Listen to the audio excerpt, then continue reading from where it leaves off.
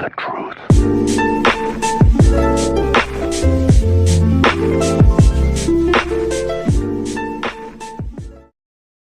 Took a lot of people by surprise here at the White House and elsewhere in the administration as well. The president, as you mentioned, spoke with Xi Jinping, the president of China, this morning to thank China for its role in putting the squeeze on Pyongyang to get Kim Jong-un to agree to talks. A couple of big questions now. Where will all of this take place? And is Kim Jong-un really sincere about denuclearization? The president cautiously optimistic in the early going here, tweeting last night, quote, Kim Jong-un talked about denuclearization with the South Korean representatives, not just a freeze, also no missile testing by North Korea during this period of time. Great progress being made, but sanctions will remain until an agreement is reached, meeting being planned.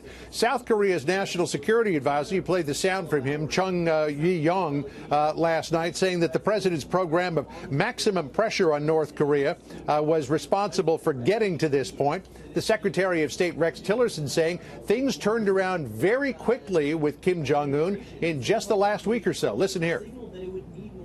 What changed was his posture in a fairly dramatic way that, in all honesty, came as a little bit of a surprise to us as well, that he was so forward-leaning.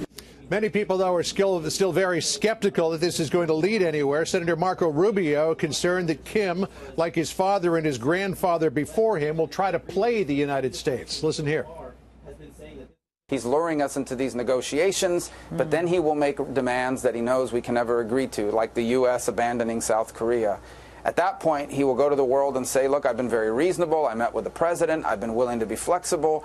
But these guys don't want to deal with me, and that is designed to get the international community to back off of sanctions and not support a unilateral U.S. military action. So that was a scenario, a possible scenario that Rubio was laying out there, but one that he firmly believes is within the realm of possibility. The other big question in all of this, where will they meet? Likely wouldn't be North Korea.